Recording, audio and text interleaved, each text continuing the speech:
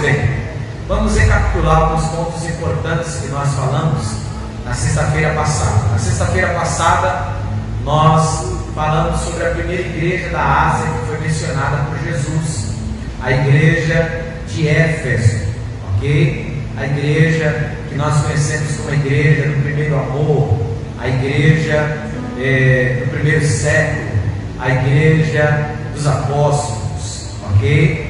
E agora nós estamos estudando e vamos dar início à igreja de Esmirna, ok? Que é considerada a igreja do período da grande perseguição que houve na igreja do Senhor. Vamos lá.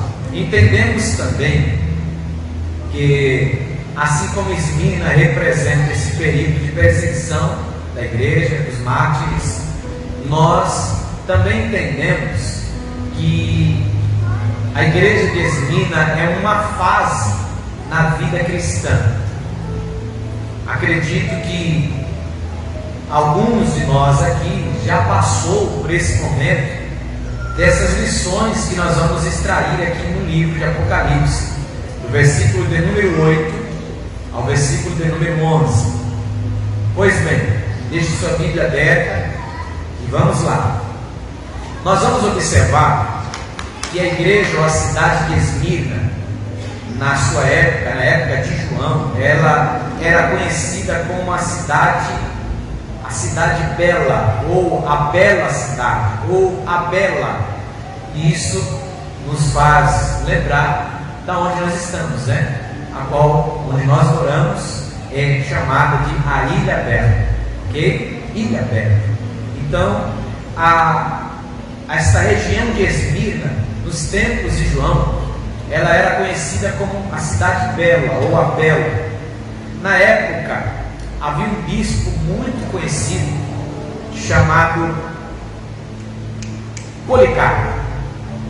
Ele morreu com cerca de 90 anos de idade. E eu estava lendo um pouco a respeito da sua história de vida, e ele foi amarrado, acendeu uma grande fogueira, e por uma atuação milagrosa, como o escritor diz, as chamas não faziam dano a ele. Ele não sentia o calor do fogo. Então, ao observar que o fogo não estava matando, pegaram uma espada e por detrás furaram ele, matando Policarpo.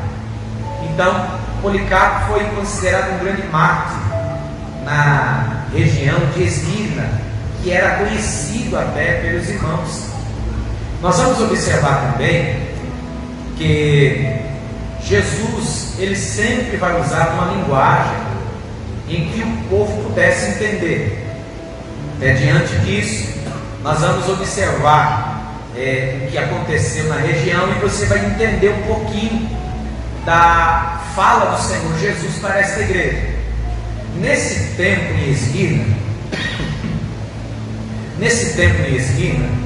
havia uma devoção, havia uma fidelidade muito grande a César, ao governador romano.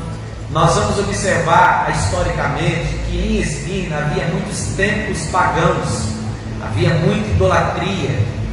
E agora nós vamos ver que Jesus está se manifestando a esta igreja, dizendo: ao anjo da igreja que está em Esmirna, escreve: isto diz o primeiro e o último, dizendo para a igreja, dizendo para aquela região, que só há um que é Senhor, só há um que é Deus. E ele diz assim: que foi morto e reviveu. Amém? Por quê? Nós vamos observar todos aqueles que são considerados ídolos, todos esses que são considerados deuses, todos morreram e não ressuscitaram. O único que está vivo é o nosso Senhor Jesus Cristo. Ele foi o único, e é o único, que morreu e ressuscitou. Jesus está vivo. Você pode dar glória a Deus por isso? Aleluia. Então, diante disso, o Senhor está entregando uma mensagem ao povo de Esmirna. E no versículo 9, mais uma vez, você vai ver a expressão: eu sei as tuas obras. É Deus, mais uma vez, dizendo, agora a igreja de Esmirna, dizendo: eu conheço as tuas obras, eu sei as tuas obras, e tribulação, e pobreza. Você precisa entender que Jesus está usando essa expressão, tua pobreza, tua tribulação, porque nesse tempo havia uma perseguição muito grande ao povo cristão. Então, irmãos, só de você dizer que você era crente, você era mandado embora do seu serviço. Só de você dizer que aceitou a Jesus, você era expulso de casa. Então, não tinha como as pessoas trabalharem. Por quê? Se falasse que era crente, mandado embora. Se falasse que era crente, era expulso de casa. Então o Senhor está dizendo: eu sei o que vocês estão passando, eu conheço o que vocês estão passando, eu estou vendo o que vocês estão passando. Então, a pobreza mencionada aqui no versículo 9, não é porque eles não gostavam de trabalhar, é porque eles não conseguiam trabalhar. Porque mesmo eles querendo trabalhar, quando descobriam que eles eram crentes, quando descobriam que eles serviam a Jesus, eles eram mandados embora do serviço. Por isso que o Senhor, quando Ele vai dizer: eu sei as tuas obras, tribulação e pobreza, aí Ele deixa entre parênteses dizendo assim, mas tu és rico. Aleluia, louvado seja Deus. É mais uma lição que Jesus está ensinando à igreja de Esmirna e a nós. As pessoas olhavam para o povo cristão deste tempo, que não conseguiam trabalhar, não conseguiam granjear, não conseguiam conquistar riquezas, dinheiro, portas abertas, carros, carroças, cavalos, jumentos, as coisas da época. Não conseguiam por causa da sua fé em Cristo.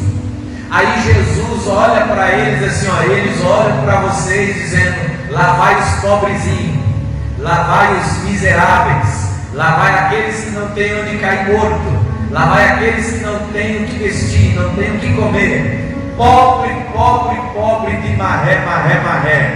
Aí Jesus olha e diz assim: eles veem isso, mas vocês são ricos.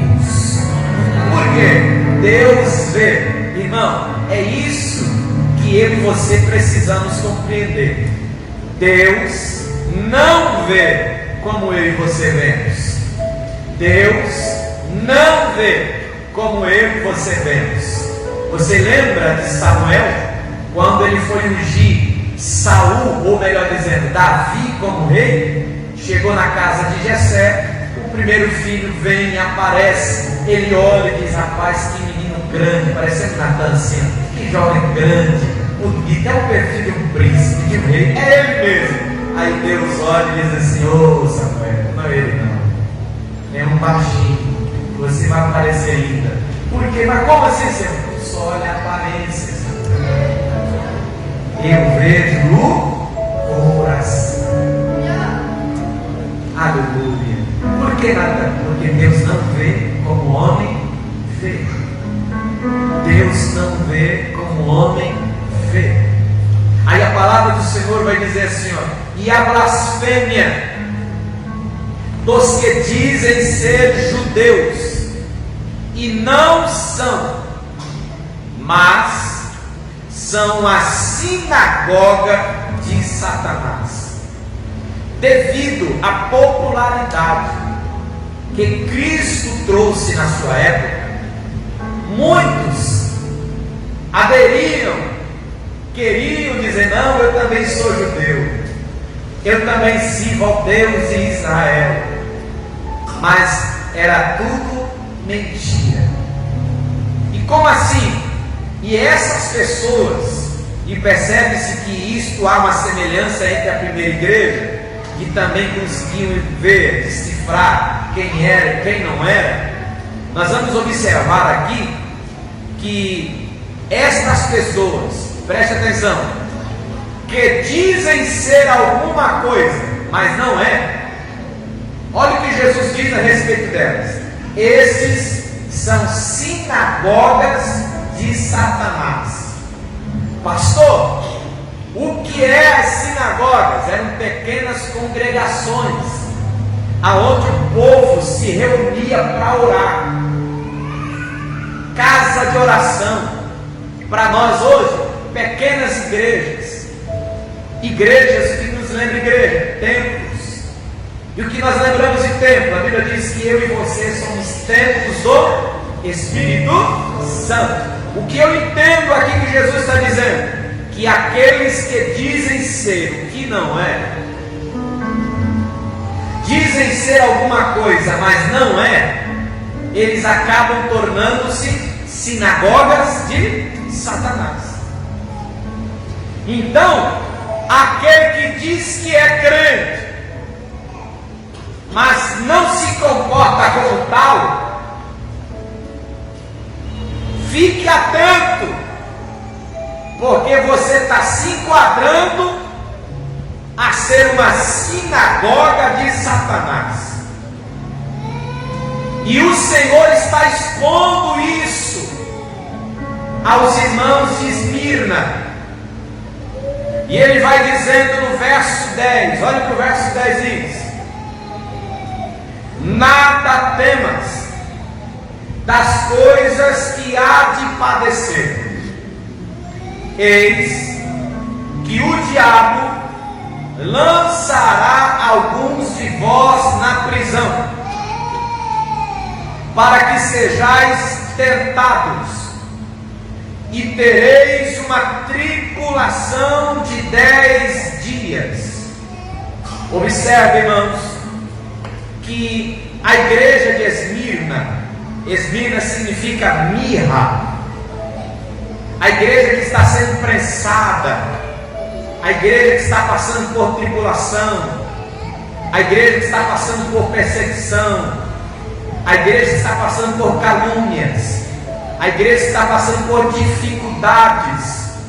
O Senhor está dizendo assim, ó: não temas, não tenhas medo. Por quê, pastor?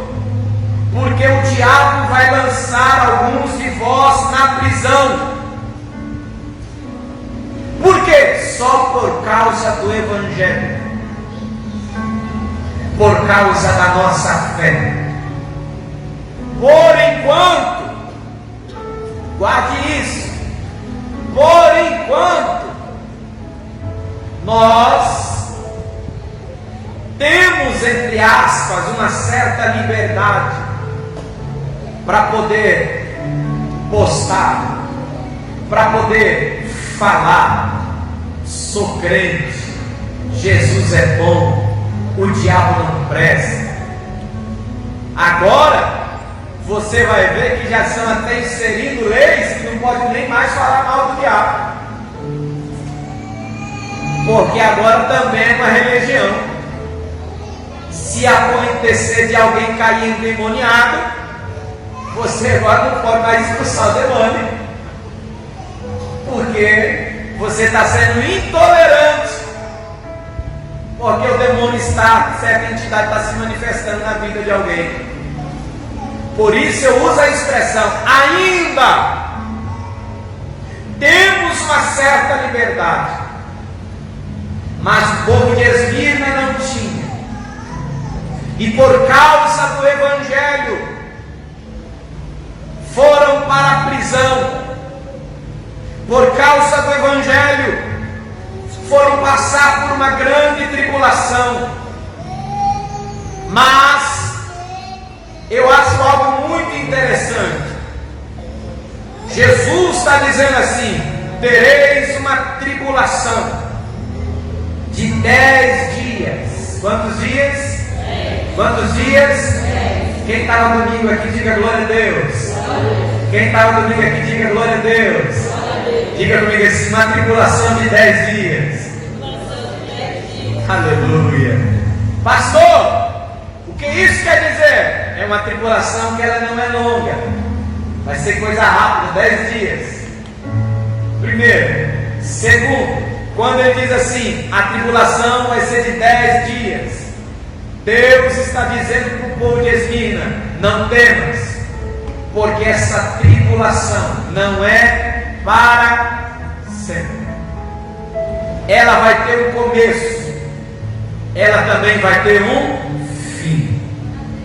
Tem gente que pode estar no primeiro dia, tem gente hoje que pode estar no 9º dia, mas sim deve ter crente também hoje que deve já estar no 10º dia. Não importa onde você está, eu quero dizer para você em nome de Jesus: essa tribulação vai passar. Você pode ser boca de Deus para alguém e dizer para ele estar perto de você, e falar para ele assim: não temas, irmão, vai passar essa luta, vai passar essa tribulação. Oh, glória, louvado seja o nome de Jesus. Quem sabe você vem para a igreja e diz: pastor, que igreja é obra, logo agora no final de ano, que luta, que dificuldade. Eu vou dizer para você: vai passar, irmão, vai passar, já passa, em nome de Jesus, vai passar, tudo vai passar, tudo tem um tempo, um começo, um fim. Por quê? Aí ele diz assim: ser fiel. Ser fiel até a morte. Sabe por quê? Pegavam os cristãos, aceitou Jesus, é mandado embora. Aceitou Jesus, é expulso de casa. Naquele tempo de Esmirna, naquele povo de Esmirna, a igreja era tão perseguida que o povo, eles eram chamados de canibais. Sabe por quê? Por causa da nossa ceia. Porque quando o povo se reunia para participar da ceia, e eles liam aquilo que Jesus fazia e falou, dizendo: na noite em que Jesus foi traído, ele pegou o pão, partiu e disse: tomai e comei, este é o meu corpo que é partido por vós. Aí o povo disse: está vendo? Esse povo é canibal, está comendo corpo. Aí ó, é povo, está comendo corpo desse Jesus aí. Para você ver que coisa que não tinha nada a ver, eles levantavam um assunto para poder perseguir mais ainda a igreja, para poder perseguir mais ainda o povo. Só que Jesus olha para eles e diz: ser fiel, aguenta, porque assim como havia pessoas naquele tempo que vestiam a camisa dos governadores, do César, e dizia: é Deus no céu e César na terra, Deus no céu e os nossos ídolos, ídolos aqui, ídolos ali, e alguns morriam por ele, eram fiéis a um sistema, eram fiéis a um governo. Deus olha para o povo de Esmirna e diz: aguenta firme, não temas. Primeiro, vai passar, é só 10 dias. Segundo, ser fiel até a morte, e dar-te-ei a coroa da vida. Oh, glória em nome de Jesus. É Deus dizendo à igreja de Esmirna assim: vai valer a pena o seu sacrifício, o seu esforço, vai valer a pena ser fiel, vai valer a pena ser fiel. Aleluia. Eu quero que, por gentileza, se você puder, 2 Timóteo capítulo 2, versículo 11. 2 Timóteo capítulo 2, versículo 11.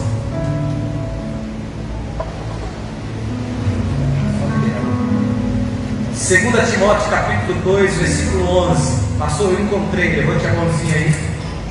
Paulo encontrou, vai lá. Segunda referência, Romanos 8,17, tá bom? E depois Mateus 5, 10 e 11. 2 Timóteo 2 e 11, olha o que diz. Fiel é esta palavra, se já morremos com ele, também viveremos com ele. Fiel é esta palavra, que se já morremos com ele, também com ele viveremos. Glória a Deus. Romanos 8,17. Romanos 8,17. Vai lá, Raíssa. Isso. Romanos 8,17. Olha o que diz. Se filhos, então herdeiros, herdeiros de Deus e herdeiros com Cristo. Se então nós sofremos com Ele, e também nós sejamos glorificados juntos. Oh, glória a Deus, aleluia. Mateus capítulo 5, versículo 10 e 11. Rita. Mateus 5, 10 e 11. Louvado seja o nome do Senhor. Mateus 5, 10 e 11. Bem-aventurados que sofrem perseguição por causa da justiça, porque deles é o reino dos céus. E bem-aventurados sois vós quando vos injuriarem, perseguirem e mentindo, disserem todo mal contra vós por minha causa. Aleluia. Meus irmãos, eu tenho certeza que você já deve ter passado por um momento assim. Um momento de perseguição, seja no trabalho, seja na escola, seja até na própria igreja, seja onde for. Se é por amor a Cristo, o Evangelho, há uma recompensa para você. Há recompensa para você. Aí ele diz assim, verso 11: quem tem ouvidos, ouça o que o Espírito diz às igrejas. Observe que as igrejas é no plural, é tanto para a Esmirna como para mim e para você, viu? Aí ele diz assim, ó: ao que vencer, não receberá o dano da segunda morte. Guarde bem isso, porque mais à frente você vai entender melhor o que é a segunda morte, conforme nós vamos estudando. Dois irmãos. Apocalipse capítulo 20, versículo 14. Apocalipse capítulo 21, versículo 8. Apocalipse capítulo 20, versículo 14. E Apocalipse capítulo 21, versículo 8. Jéssica Santana, John. Apocalipse 20, 14. Então a morte e o inferno foram lançados para dentro do lago de fogo. Esta é a segunda morte, o lago de fogo. Ok? Então a morte e o inferno foram lançados no lago de fogo, é isso? E ele diz assim: esta é a segunda morte. O que nós entendemos quando nós falamos assim de morte? Alguém diz: pastor, morte é morreu, acabou. Foi-se. Mas quando você vai entender isso da raiz da palavra, a palavra morte, ela quer dizer separação. Por quê? Quando a pessoa morre, o espírito vai para o céu e a alma, ela vai ou para o paraíso ou para o lugar de tormento. Por isso que é separação, morte. Quando você ouve a expressão aqui, ó, esta é a segunda morte, foi lançada no lago de fogo, está dizendo para você, ó, é a separação total de Deus. Vai, já é Geniô, longe, distante de Deus, para sempre, nunca mais, forever. Amém? Vamos lá? Mais um, versículo 8 do capítulo 21 de Apocalipse. 21 de Apocalipse, foi lido no capítulo 20, né? Agora o 21. Semelhante é o versículo 21, 8. Mas os medrosos, incrédulos e os abomináveis, Olha aí. e assassinos, e devassos, e feiticeiros, e idólatras, e todos os mentirosos terão sua parte no lago que arde com fogo e enxofre, que é a segunda morte. Ok? Então, mais uma vez, João está dando ênfase no lago de fogo, enxofre, que é a segunda morte. E essas pessoas que são mencionadas, ou melhor dizendo, essas características que são mencionadas, vão tudo para lá, que é a segunda morte, que é a separação total de Deus. Então, quando, presta atenção, quando Jesus olha para Esmirna e vê que tem crente morrendo por amor ao Evangelho, crente morrendo por causa de Cristo,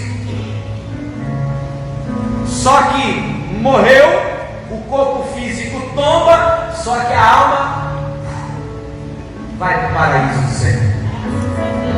Aí o Senhor olha para Esmirna e diz assim: quem tem ouvidos ouça, porque quem vencer não receberá o dano da segunda morte. Aleluia! É Deus dizendo para Esmirna assim: vocês estão morrendo por mim, fique tranquilo, nunca mais vocês vão se afastar de mim, vocês vão ficar comigo para sempre. Oh, glória ao nome do Senhor Jesus. E assim nós finalizamos estas lições que aprendemos a respeito da igreja de Esmirna.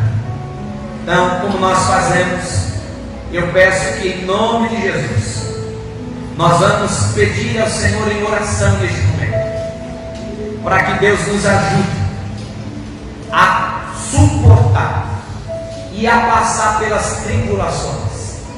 Pastor, naquele tempo tinha gente que não aguentava e abandonava a fé. Acontecia. Tinha pessoas que, por causa da pressão, que por causa do desespero, chegavam assim: não, estou sem dinheiro, eu preciso trabalhar, eu preciso ter dinheiro na minha conta, preciso conquistar, preciso fazer isso. Eles abandonavam Cristo só para poder voltar para o prêmio, só para poder ter uma posição. Será que isso não acontece hoje? Será que tem gente que não abandona Jesus? Dizendo assim: não, ser crente, se eu for crente, aí não vai dar certo não, então é melhor estar junto com eles. Só que Deus olha para o povo de Esmirna e diz assim: aguenta firme, há uma recompensa para você, há uma recompensa para você. Então, se você puder, em nome de Jesus Cristo, nós vamos ficar de joelhos agora e vamos orar por alguns minutos, pedindo ao Senhor que o Senhor nos ajude